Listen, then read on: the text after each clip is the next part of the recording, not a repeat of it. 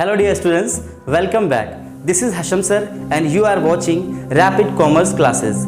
Dear students, जैसा कि मैंने पहले ही आपको बता दिया था कि इस चैनल पर हम लोग ना सिर्फ अकाउंटेंसी पढ़ेंगे बल्कि बिजनेस स्टडीज़ और इकोनॉमिक्स भी पढ़ेंगे और साथ ही साथ इंग्लिश भी पढ़ेंगे। यानी अगर आप कॉमर्स स्ट्रीम से हैं तो आपको सिर्फ हिंदी कहीं और पढ़ना है, बाकी सारे सब्जेक्ट की प्रिपरेशन कॉमर्स से रिलेटेड और इवन इंग्लिश की भी प्रिपरेशन इसी चैनल पे की जाएगी।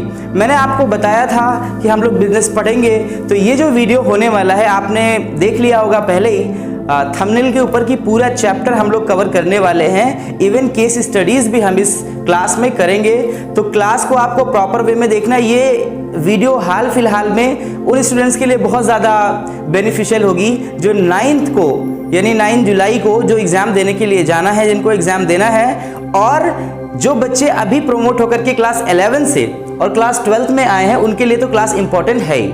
अभी रिसेंटली इनको एग्जाम देना है, इसलिए ये क्लास को प्रॉपर वे में, यानी जो भी स्टूडेंट से मेरी सबसे अपील है 3 से 4 बार क्लास को लगातार सुनते रहो। फिर कुछ भी तुम्हें किताब पढ़ने की जरूरत नहीं है, बार बार सुनो, पूरा दिमाग में तुम्हारे सेट हो जाएगी पूरी बात जो कॉन्सेप्ट को मैं आप समझाने जा रहा हूँ। डियर स्टूडेंट्स, बात करें अगर तो आज थंबनेल पे आपने देखा होगा कि हम चैप्टर 1 पढ़ने जा रहे हैं। चैप्टर 1 किससे? बिजनेस स्टडीज से चैप्टर 1 पढ़ने जा रहे हैं। और चैप्टर 1 का नाम क्या है डियर स्टूडेंट्स? इसका नाम है nature and significance of management. यानी क्या नेचर है इसका और क्या सिग्निफिकेंस है, महत्व क्या है, आप कह सकते हैं किस चीज का? मैनेजमेंट का। तो सबसे पहले बात करें हम कि मैनेजमेंट है क्या। डियर स्टूडेंट्स, अगर हम बात करें मैनेजमेंट की तो मैनेजमेंट आपका क्या होता है? आपका मैनेजमेंट होता है प्लानिंग, ऑर्गेनाइजिंग, स्टाफिंग और डायरेक्टिंग, उसके बाद कंट्रोलिंग। यानी कि planning, organising, directing, staffing, controlling, ये सब प्रोसेस जो है वो मैनेजमेंट के होते हैं और इन पर सारे चैप्टर्स भी आपको देखना है आगे। ये सब इन्हीं की मदद से एक जो कंपनी होती है अपने मैनेजमेंट का काम जो करती है वो इफिशिएंटली और इफेक्टिवली करती है। इस प्रोसेस को किया जाना ही मैनेजमेंट कहलाता है। यानी बात को समझें आप, मैनेजमेंट में मैनेजमेंट जो है वो क्या है? वो एक प्रोसेस है। किस चीज़ का जो प्रोसेस है वो किस चीज़ का है? ऑर्गेनाइजिंग का है, स्टाफिंग का है, डायरेक्टिंग का है, कंट्रोलिंग का है। ये सब प्रोसेस है जिसकी मदद से काम को, एक कंपनी के जो मैनेजमेंट है उस काम को किस तरह से डन किया जाता है। जाहिर सी बात है उनको इफेक्टिवली एंड एफिशिएंटली। अच्छा, आप पूछेंगे इफेक्टिवली और एफिशिएंटली क्या है, मैं इसको भी आपको समझा दूं। इफिशिएंटली की बात करें अगर तो इफिशिएंटली की बात अगर करें इसके केस में आपको आएगा, तो इफिशिएंटली की बात करें तो ये होता है विद इन कॉस्ट। जबकि बात करें इफेक्टिवली की तो विद इन टाइम।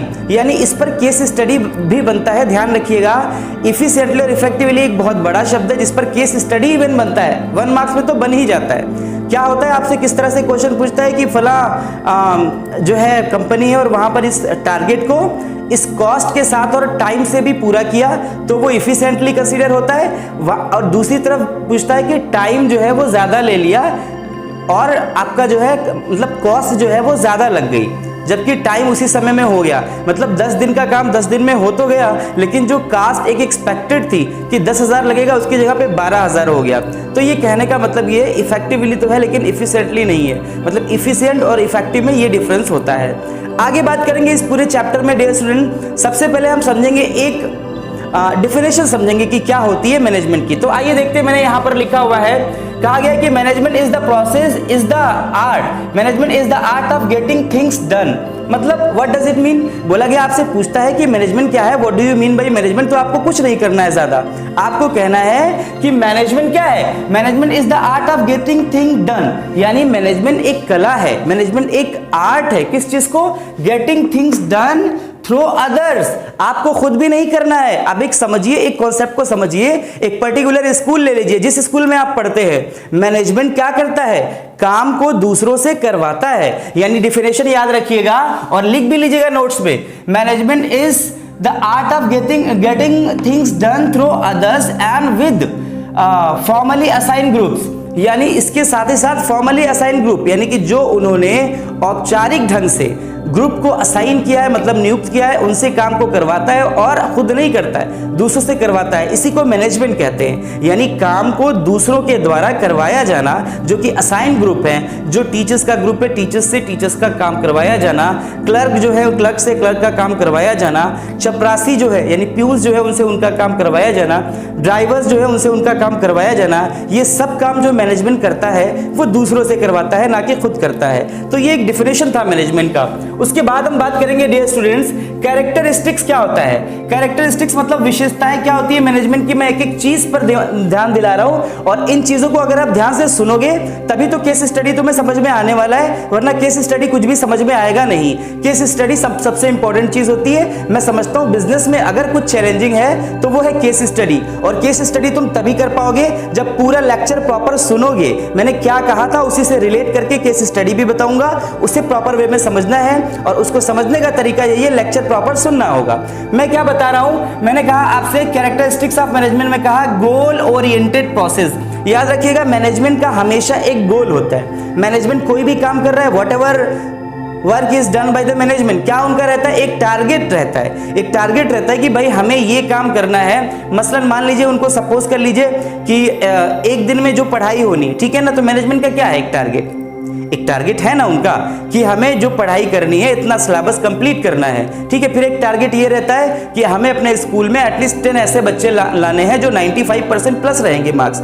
ये सब एक टारगेट यानी गोल ओरिएंटेड। मैनेजमेंट में स्कूल का एग्जांपल सिर्फ इसलिए ले रहा हूं क्योंकि सारे बच्चे आप स्कूल के हो और स्कूल पर ज्यादा बेहतर आपको समझ में आएगा। एक कंपनी भी ले सकते हो जहां पे मार्केटिंग आपको दे दिया गया, गोल ओरिएंटेड आपसे दे दिया गया, भाई इतनी यूनिट्स आपको इतने दिन में बेचनी है, ठीक है ना। यानी गोल ओरिएंटेड प्रोसेस मैनेजमेंट होता है। मैनेजमेंट में जो भी काम होगा गोल ओरिएंटेड होगा, यानी एक टारगेट बना रहेगा कि भाई हमें इस तरह से स्टूडेंट्स को पढ़ाई करवानी है ताकि 95% प्लस वाले जो स्टूडेंट्स हैं वो कम से कम 10 हो जाएं। ये सब सीन होता है मैनेजमेंट का, इसलिए इसे गोल ओरिएंटेड प्रोसेस कहा जाता है। उसके बाद दूसरा पॉइंट है ग्रुप एक्टिविटी। याद रखिएगा मैं आपको एक चीज समझाना चाहता हूं, मैं टॉपिक वाइज कवर कर रहा हूं, मैं topic wise, point wise, heading wise cover कर रहा हूं। ये पॉइंट्स आपने लिख लेने हैं नोट्स में, अगर आप नहीं लिखोगे तो आपको बहुत परेशानी है। और जो 9 जुलाई को पेपर देने जा रहे हैं उनको तो 25 बार सुन लेना है इन क्लिप्स को, जब तक आपका पेपर आने वाला है। सारे चैप्टर्स के मैं मैराथन क्लास लाऊंगा जिसमें आपको सारे चैप्टर को प्रॉपर वे में 25 बार आप सुन लीजिए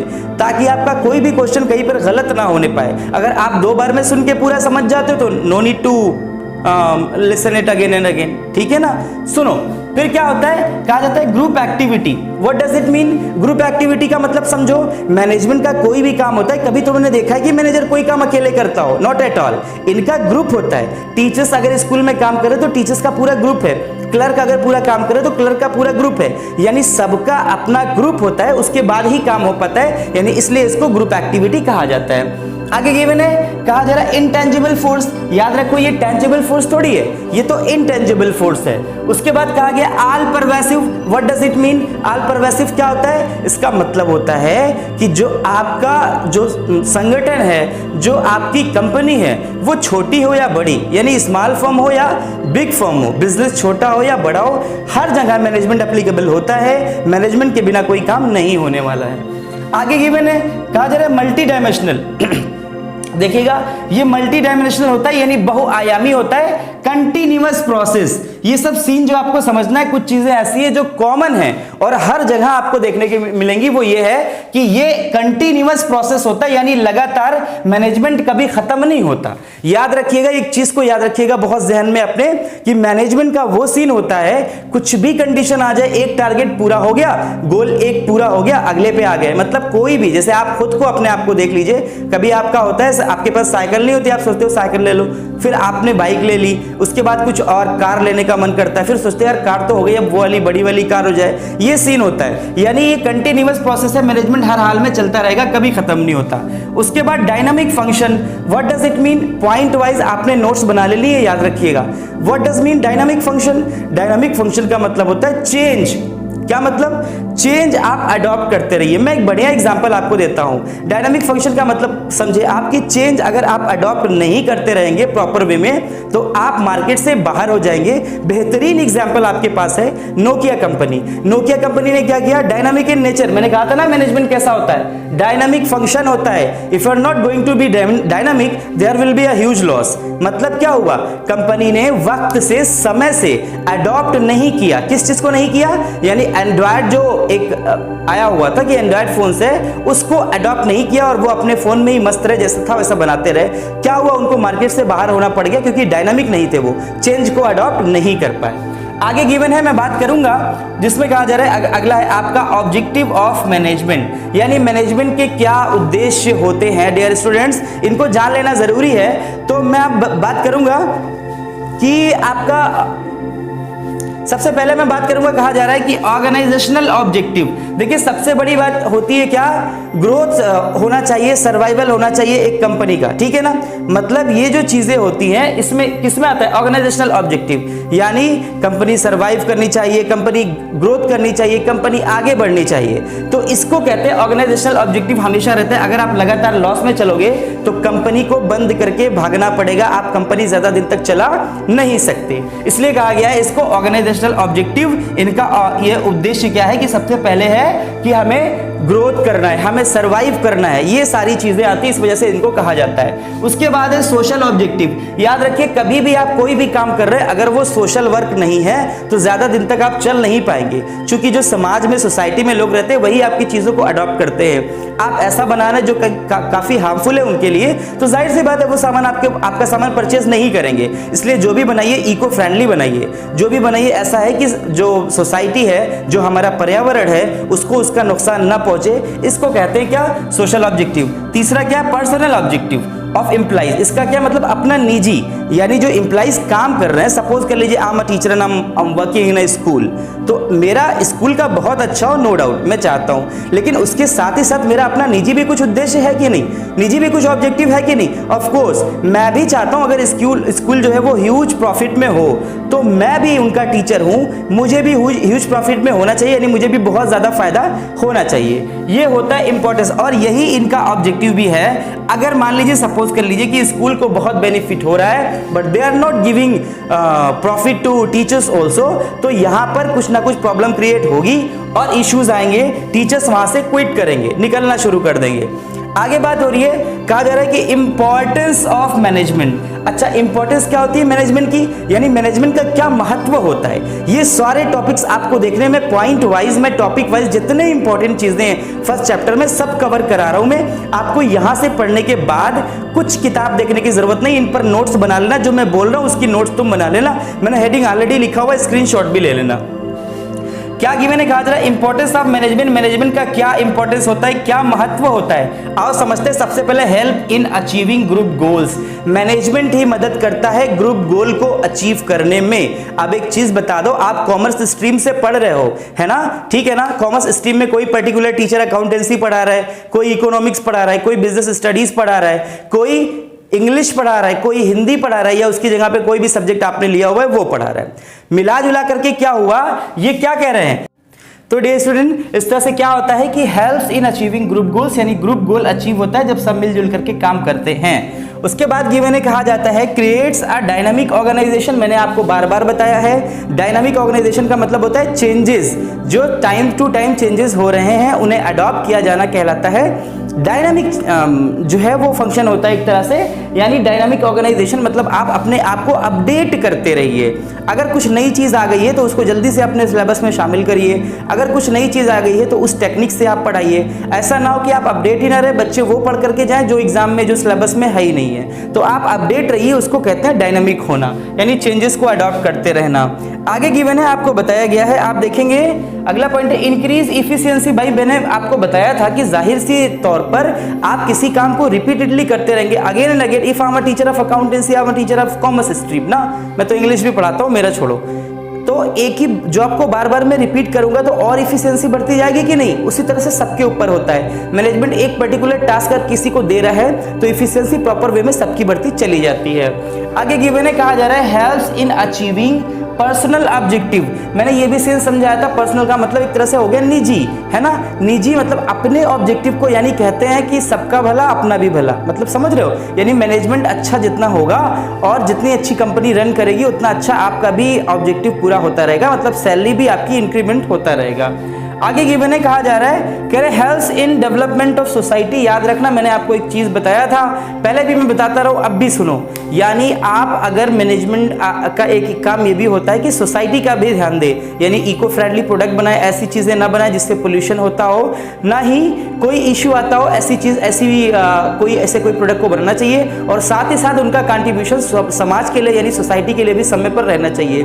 बेहतरीन एग्जाम्पल है इस वक्त कोविड-19 के दौर में, आपने देखा होगा, आप रतन टाटा को ले लीजिए, आप अजीम प्रेमजी को ले लीजिए, और बहुत सारी आप जियो कंपनी के ओनर जो हैं वो मुकेश अंबानी को ले लीजिए, और तमाम फिल्म स्टार्स भी जिन्होंने काफ़ी हेल्प करी है समाज के लिए, सोसाइटी की। तो बिजनेस का अपना, मैनेजमेंट का ये भी एक रोल होता है कि वो क्या करे, डेवलपमेंट करे, किस चीज़ का, सोसाइटी का, यानी help in development of society. अभी सोसाइटी को डेवलपमेंट की, यानी एक तरह का डेवलपमेंट किस चीज़ से लड़ने के लिए, कोविड-19 से लड़ने के लिए ज़रूरत थी, तो उन्होंने पीएम केयर फंड में अपना योगदान, अपना कंट्रीब्यूशन दिया।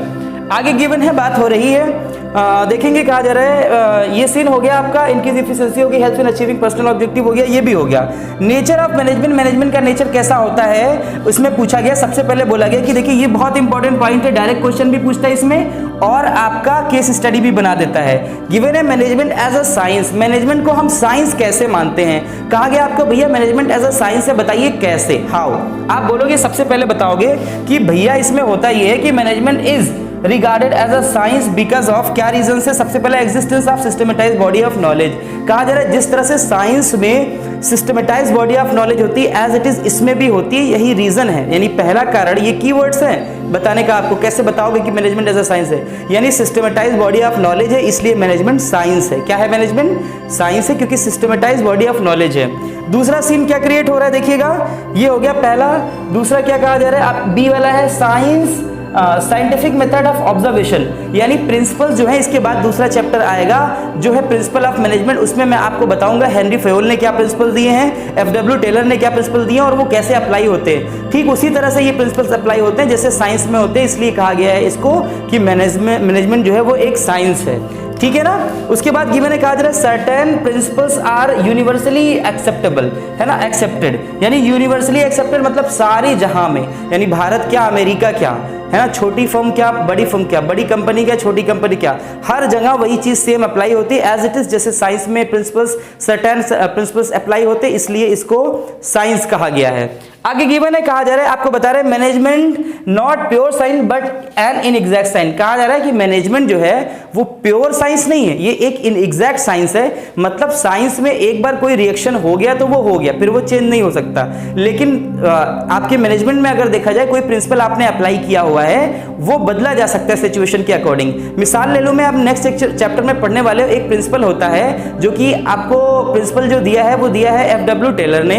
प्रिंसिपल में माफ कीजिएगा, एफडब्ल्यू टेलर ने नहीं दिया है बल्कि हेनरी फेयोल ने ये प्रिंसिपल दिया है जिसका नाम है स्केलर चैन। इन्होंने स्केलर चैन में बताया है कि किस तरह से आप मतलब एक के बाद दूसरे से पहुंचती है, मतलब चैन बनी रहती है। एक बच्चे को कोई बात प्रिंसिपल को बोलनी तो सबसे पहले वो अपने टीचर को बोलेगा, टीचर अपने हेड ऑफ डिपार्टमेंट को बोलेगा, हेड ऑफ डिपार्टमेंट फिर वाइस प्रिंसिपल को बोलेगा, वाइस प्रिंसिपल के बाद प्रिंसिपल तक ये बात पहुंचेगी। लेकिन क्या हुआ, मान लीजिए स्केलर चैन आप फॉलो नहीं कर रहे तो इसका दूसरा रूप है गैंग प्लैंग। यानी क्या करोगे इस सीन में, आप करते क्या हो इसमें कि आप जो है डायरेक्टली कोई इमरजेंसी का केस हो गया तो आप डायरेक्टली प्रिंसिपल से जाकर के मिल लेते हो। यानी क्या हुआ, यानी ये प्रिंसिपल हटा करके दूसरा उसका गैंग प्लैंक वाला सीन लेकर के आ गए। लेकिन साइंस में ऐसा नहीं है, साइंस में जो एक बार अप्लाई हो गया, यानी अब न्यूक्लियर बॉम्ब है, आपको उसको आपने छोड़ दिया अगर तो वो फट के ही शांत होगा।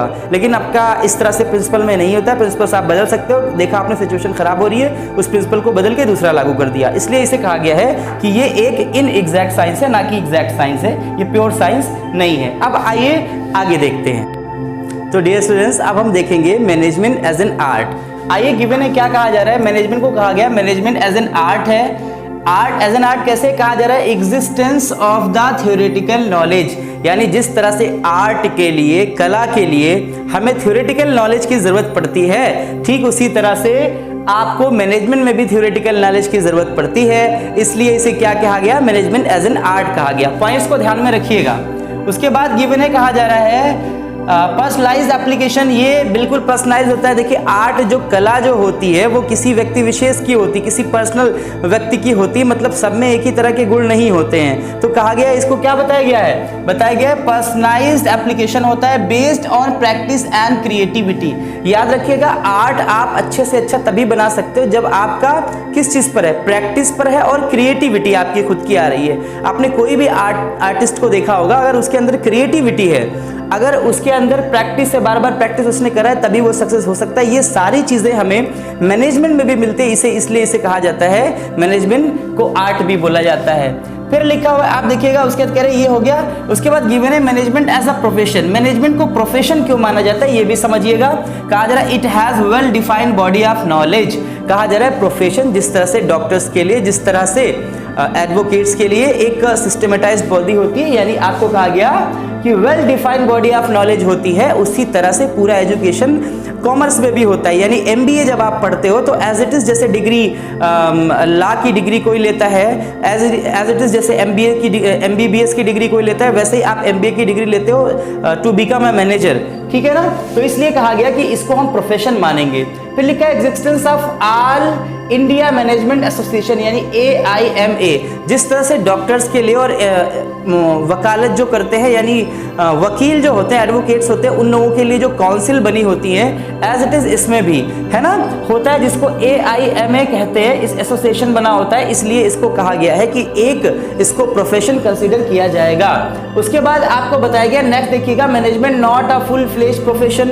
कहा जा रहा है मैनेजमेंट को पूरी तरह से हम प्रोफेशन कह भी नहीं सकते। इसके पीछे वजह यह है कि आज की डेट में इसको पूरी तरह से अप्लाई नहीं किया गया है। मैनेजर कोई भी व्यक्ति, यानी एक अनपढ़ व्यक्ति भी जो है, अनपढ़ इंसान जो है वो भी मैनेजर बन सकता है, जबकि एक वकील का दर्जा नहीं मिल सकता है उसको जब तक उसने वकालत ना की पढ़ी हो। एक डॉक्टर कोई नहीं बन सकता जब तक उसने डिग्री नहीं ली है, ठीक है ना। मतलब क्या समझ में आया कि ये इसलिए फुल फ्लेज नहीं है क्योंकि मैनेजर आज कोई भी उठ करके बन जाता है। ये बहुत जल्दी चेंजेस होने वाले हैं और चेंज होगा भी फ्यूचर में, कि जब तक आपके पास MBA डिग्री नहीं होगी तब तक आप मैनेजर नहीं बन सकते। तो इसलिए कहा गया कि पूरी तरह से हम इसको जो है प्रोफेशन नहीं कह सकते। उसके बाद इसी में ये आपका ये टॉपिक है जिसमें बताया गया कि मैनेजमेंट एज एन प्रोफेशन में आपको management not a full fledge profession, और इसमें तमाम चीजें हैं। जिस तरह से एक रजिस्ट्रेशन होना, जैसे वकील के लिए जो काउंसिल बना हुआ उसमें रजिस्टर्ड होना जरूरी है, और इनका बार काउंसिल बना हुआ है, जिससे डॉक्टर्स के लिए बना हुआ है काउंसिल, उनके लिए रजिस्टर्ड होना जरूरी है। ऐसा सीन यहाँ पर नहीं है। इसमें AIMA जो इनका है, इसमें रजिस्ट्रेशन बहुत जरूरी नहीं होता, कोई भी उठ करके मैनेजर बन जाता है, इसलिए इसको फुल फ्लेज नहीं कहा जाता है। फिर आपसे क्या कहा गया, आप देखिएगा बताया जा रहा है लेवल्स ऑफ मैनेजमेंट। मैनेजमेंट के लेवल कितने होते हैं, मैनेजमेंट के लेवल होते हैं 3, यानी सबसे पहला आता है टॉप लेवल मैनेजमेंट, दूसरा होता है मिडिल, तीसरा होता है lower level management. Dear students, पहली बात करें हम टॉप लेवल मैनेजमेंट का। टॉप लेवल मैनेजमेंट जो होते हैं वो पॉलिसी मेकर होते हैं, यानी क्या सीन रहेगा, किस तरह से चलेगा जो मैनेजमेंट होगा आपका, यानी जो स्कूल मान लीजिए, सपोज कर लीजिए, तो टॉप लेवल जो मैनेजमेंट होगा वो पॉलिसी बनाएगा। मिडिल लेवल क्या है, उसको इंप्लीमेंट करने का काम करेगा, और लोअर लेवल को सुपरवाइजरी लेवल भी कहा जाता है। यानी वो उनको क्या सीन होता है कि जो भी चीज होता है, मतलब रिक्वायरमेंट होती है, मतलब जो वहां पर लेबर्स काम कर रहे हैं उनको रिक्वायरमेंट होती है, उनकी बात डायरेक्टली मिडिल लेवल तक पहुंचाना, या उनका खुद वहां पर उनका सुपरवाइज करना उनको, ये सीन। मतलब क्या समझ में आया कि टॉप लेवल पॉलिसीज बनाता है और लुक आफ्टर करता है कि मतलब क्या कितना पैसा लगाना है और क्या सीन क्रिएट करना है, इसका टॉप लेवल देखते हैं। जबकि इनकी पॉलिसीज जो बनी होती है टॉप लेवल की, उनको उनका जो इंप्लीमेंट करने का, लागू करने का, ड्यूटीज असाइन करने का लोगों को काम मिडिल लेवल का होता है। जबकि लोअर लेवल जो है वो मतलब डायरेक्टली बिल्कुल इसको सुपरवाइजरी लेवल भी कहते हैं, और ये किन से जुड़े होते हैं, बिल्कुल पूरी तरह से लेबर से जुड़े होते हैं, और उनके काम की देखरेख करना, उनको क्या रिक्वायरमेंट है, कहाँ कितनी जरूरत है, उन चीजों को पूरा करने का काम इनका होता है। और इनका कनेक्शन इनसे और इनका कनेक्शन इनसे होता है, मतलब इस तरह से फ्लो होता है। इंफॉर्मेशन कोई है, मिडिल लेवल है, लोअर लेवल है, मिडिल तक, मिडिल लेवल टॉप लेवल तक, और इस तरह से फ्लो होता है इन्फॉर्मेशन का, यानी टॉप टू बॉटम और बॉटम टू टॉप, इस तरह से जाती है इन्फॉर्मेशन। उसके बाद फंक्शन ऑफ मैनेजमेंट की बात करें तो इसमें आता है, देखिए, प्लानिंग, ऑर्गेनाइजिंग और स्टाफिंग, डायरेक्टिंग, कंट्रोलिंग। तो एक एक चीज को समझते चलिए। देखिए प्लानिंग की बात करें, सबसे बड़ी बात ये इंटेलेक्चुअल प्रोसेस है। प्लानिंग इंटेलेक्चुअल प्रोसेस है, it is an intellectual process. यानी कि प्लानिंग अगर आप कर रहे हैं तो आपके पास दिमाग होने की बहुत ज्यादा जरूरत है, आपके पास जो है बुद्धि होनी चाहिए। तो मतलब क्या समझ में आ रहा है कि प्लानिंग करने के लिए, चूंकि ये इंटेलेक्चुअल प्रोसेस है और इससे हम इस सीन में जब ये चैप्टर भी हम जब पढ़ेंगे और ये इसी के अंतर्गत आता है, तो प्लानिंग पहले करते हैं। यानी कि किसी काम को करने से पहले जो हम प्लानिंग करते हैं, thinking before doing, that is known as planning. तो ये इसका एक पार्ट है, यानी इसका एक फंक्शन है। उसके बाद आता है ऑर्गेनाइजिंग। ऑर्गेनाइजिंग का मतलब ये होता है कि किसी स्कूल में आपने स्कूल ओपन कर लीजिए, सपोज कर लीजिए स्कूल ओपन कर लिया, उसके बाद आपको देखना है, ऑर्गेनाइज करना है कि कितने लोगों की जरूरत है, कितने टीचर्स की रिक्वायरमेंट है, कितने प्यून्स होंगे और कितने क्लर्क होंगे, एक प्रिंसिपल, एक वाइस, व्हाटएवर। तो कहा जा रहा है कि इसको कहते हैं ऑर्गेनाइजिंग। मतलब सारी चीज़ों को ऑर्गेनाइज करने का काम, यहाँ पर बसेस होंगी, यहाँ पे ये चीज़ें होती हैं, ये ऑर्गेनाइजिंग में आता है। उसके बाद बात होती है स्टाफिंग। ये ऑर्गेनाइज कर लिया आपने, उसके बाद स्टाफिंग, मतलब अब आप स्टाफ आपको रखना है। स्टाफिंग का सीन आपको समझ में आता है। स्टाफिंग में क्या चीज़ें आती हैं? स्टाफिंग में आती है रिक्रूटमेंट करना, ठीक है, उसके बाद सिलेक्शन करना, अपॉइंटमेंट करना, ट्रेनिंग देना, ये सब तमाम चीज़ें आती हैं किस चीज़ में? आपकी स्टाफिंग में। यानी स्टाफ होगा तब जाके कोई जो है ऑर्गेनाइजेशन चल सकता है। उसके बाद गिवन है, कहा जा रहा है डायरेक्टिंग। देखिए डायरेक्टिंग का मतलब होता है दिशा निर्देशन, यानी आपको हम लगातार आपका दिशा निर्देशन करते हैं कि इस तरह से आपको पढ़ना है और ऐसे पढ़ना है तो आपको ज़्यादा मार्क्स मिल सकते हैं, ये सब तमाम बात करते हैं। इस चीज़ को कहते हैं डायरेक्टिंग। यानी अगर हमारे स्कूल में, आपके स्कूल में कोई डायरेक्टर है और वो इस काम को कर रहा है कि सर इस काम को ऐसे कर लीजिएगा, ये सिलेबस इतने दिन में कवर कर लीजिएगा, तो ये सब दिशा निर्देश दे रहे हैं वो, यानी डायरेक्टिंग का काम करते हैं। इस प्रोसेस को हम डायरेक्टिंग कहते हैं। उसके बाद कंट्रोलिंग। जाहिर सी बात है अगर कंट्रोलिंग नहीं रहेगी तो हम कभी भी सक्सेस नहीं हो सकते। क्यों? क्योंकि हम इसमें कंट्रोलिंग में हम करते क्या, ये समझ लीजिए, हम यहां पर कंपैरिजन करते हैं किस चीज का? जो प्लान परफॉर्मेंस है और एक्चुअल परफॉर्मेंस है उस चीज का। सपोज कर लीजिए हमारी प्लानिंग थी कि हमारा ऑर्गेनाइजेशन इस ईयर में 10 लाख रुपीस अर्न करेगा, जबकि वो 2 लाख कम यानी 8 लाख ही अर्न कर पाया। तो अब हमें करना क्या है कंट्रोलिंग में? इसको जो 2 लाख कम आया है इसको कंट्रोल करना, यानी प्लान परफॉर्मेंस से एक्चुअल परफॉर्मेंस का जो गैप होता है उसको हम कंट्रोल करेंगे कि क्यों ऐसा हुआ है। उसके बाद ये सीन क्रिएट हो गया, कंट्रोलिंग का खत्म हो गया। उसके बाद आती है बात कोऑर्डिनेशन की। देखिए कोऑर्डिनेशन क्या होता है, सबसे पहले मैं इसको समझा दूं। Coordination is the process of whereby an executive develops an orderly pattern of group efforts among his subordinates and secure unity of action in the pursuit of common purpose। इसका मतलब क्या हो गया आप समझिए, यानी कोऑर्डिनेशन मिला जुला करके बात हुआ कि यूनिटी में काम करवाना। आप बात को समझ रहे हैं? यानी एक एक सीन को आप समझेंगे कि कोऑर्डिनेशन जो है वो एक प्रोसेस होता है जहां पर एक एग्जीक्यूटिव जो है वो डेवलप करता है क्या? Orderly pattern of group efforts, यानी जो भी काम कर रहे हैं वो मिलजुल करके करना है, यानी किसी एक को इंडिविजुअली नहीं करना है, ग्रुप एफर्ट्स करना है।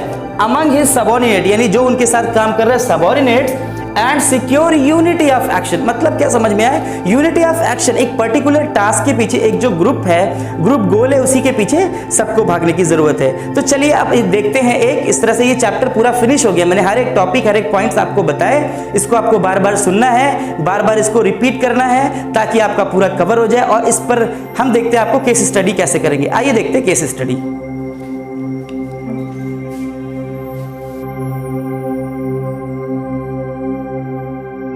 ओके डियर स्टूडेंट्स, तो आपने स्क्रीन पर अपनी ये क्वेश्चन तो देख ही लिया होगा, ये केस स्टडी हम लोग सॉल्व करने जा रहे हैं। आपने स्क्रीनशॉट लेकर के भी रख लिया होगा।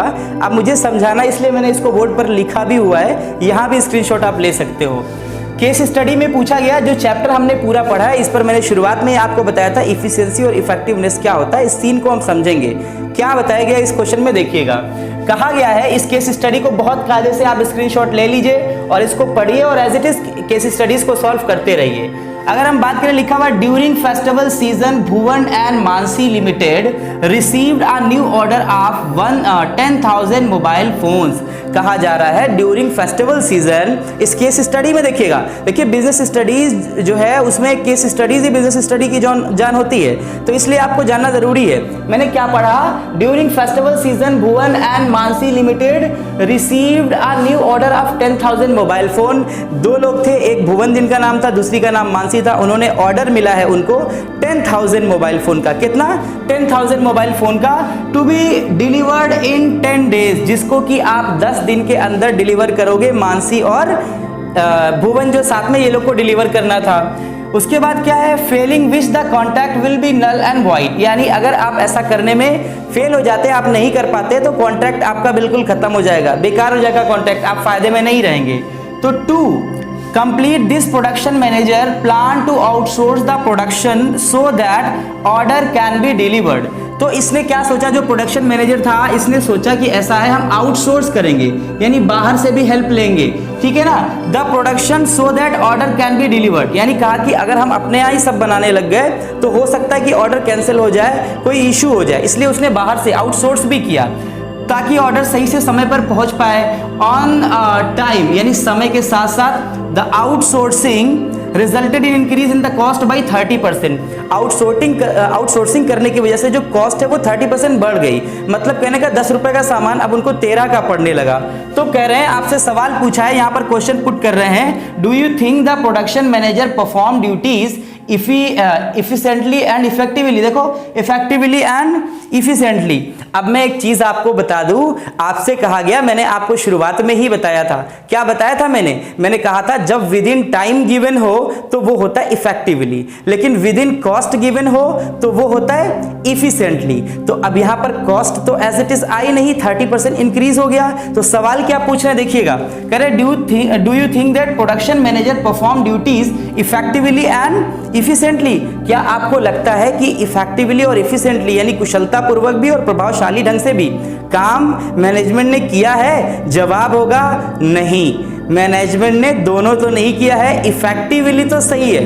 यहां पर आप इनके आंसर में लिख सकते हो, क्या लिखोगे? कहोगे इफेक्टिवली में कोई डाउट नहीं है ना। आप पूछोगे क्यों, तो मैं आपको बताऊंगा, इफेक्टिवली बट नॉट इफिशिएंटली, ठीक है। रीजन समझो क्यों, इफिशिएंटली क्यों नहीं? इफिशिएंटली का मतलब होता है विद इन कॉस्ट।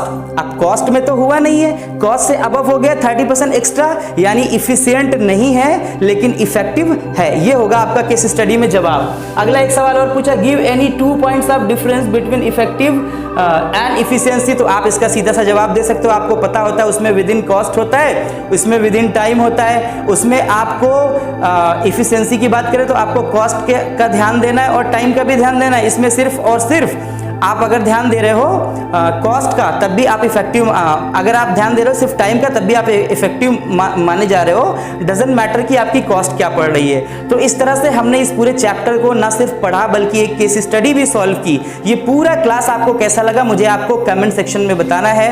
वीडियो को अपने दोस्तों में ज़्यादा से ज़्यादा शेयर करना है, खासतौर पर उन लोगों को जिनको अभी 9 जुलाई को ये एग्जाम देना है। Thank you very much.